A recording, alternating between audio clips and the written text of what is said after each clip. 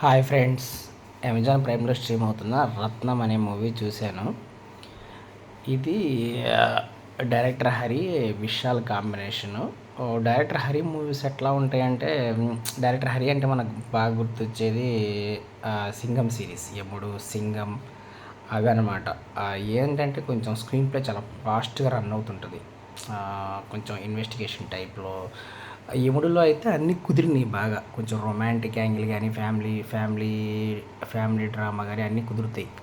కానీ తర్వాత నాకు మళ్ళీ కొంచెం పర్లేదనిపించిన మూవీ విశాల్తో తీసిన పూజా మూవీ అనమాట. పూజా మూవీ కూడా రొటీన్ ప్లాట్ అయినా కానీ కొంచెం స్క్రీన్ ప్లే కొంచెం ఫాస్ట్గా పరిగెత్తడం, వాళ్ళ ఫ్యామిలీకి కష్టం వస్తే రౌడీలని డిఫరెంట్గా హ్యాండిల్ చేయడం కొంచెం ఉంటుందన్నమాట. వాళ్ళ ఫ్యామిలీ కోసం ఎక్కడో దూరంగా ఉన్నాడు వచ్చి అట్లా పూజ కూడా అప్పుడప్పుడు చూడబుద్ది, 2-3 సార్లు అయినా చూడొచ్చు అనిపించింది.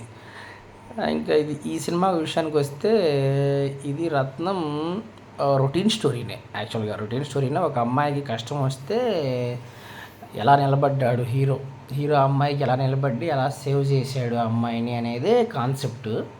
బేసికల్గా రొటీన్ ప్లాటే. ఎగ్జిక్యూషన్ కూడా రొటీన్గానే ఉంటుంది, కాకపోతే అంత ఫాస్ట్గా మీకు అంత ఇదిగా ఉండదు. కానీ ఒక చిన్న నావెల్ పాయింట్ ఉంది ఇందులో.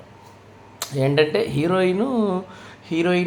అనేది ఇక్కడ కాన్సెప్ట్. హీరోయిన్ అంటే మనం ఏమనుకుంటామంటే వాళ్ళిద్దరు లవ్ చేసుకుంటారు, లేదంటే ఖచ్చితంగా హీరోయిన్కి మధ్య డ్యూయట్స్ అయ్యి ఉంటాయి అనుకుంటాము. కానీ ఇక్కడ అలా ఉండదన్నమాట. అదొక చిన్న నావెల్ పాయింట్ ఉంది. కానీ మిగతా అంతా స్టోరీ కానీ, ఎగ్జిక్యూషన్ కానీ మొత్తం రొటీన్గానే అనిపించింది అనమాట. సినిమా ఓకే అనిపించింది నాకు.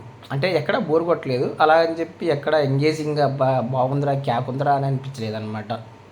స్టార్టింగ్ కొంచెం బాగానే స్టార్ట్ అవుతుంది, కానీ స్టోరీ మొత్తం రొటీన్గా ఉంటుంది. విశాల్ గురించి మనం చెప్పడానికి ఏముంది కానీ, విశాల్ యాక్టింగ్ బాగానే చేశాడు. హీరోయిన్ యాక్టింగ్ బాగా చేసింది. ఇంకా మురళీ శర్మ కానీ, సముద్రఖని కానీ వాళ్ళ రోల్ వాళ్ళు బాగానే చేశారు. అంటే ఈ సీనియర్ డైరెక్టర్స్తో ఏంటంటే వాళ్ళు తీసుకునే ప్లాట్లు రొటీన్గానే ఉంటాయి. ఎగ్జిక్యూషన్ కూడా కొంచెం రొటీన్గానే ఉంటుందిలే, కానీ ఆ యాక్టర్స్ దగ్గర నుంచి పర్ఫార్మెన్సెస్ బాగానే తీసుకున్నాడు అనమాట. యాక్టర్స్ దగ్గర నుంచి పర్ఫార్మెన్సెస్. మ్యూజిక్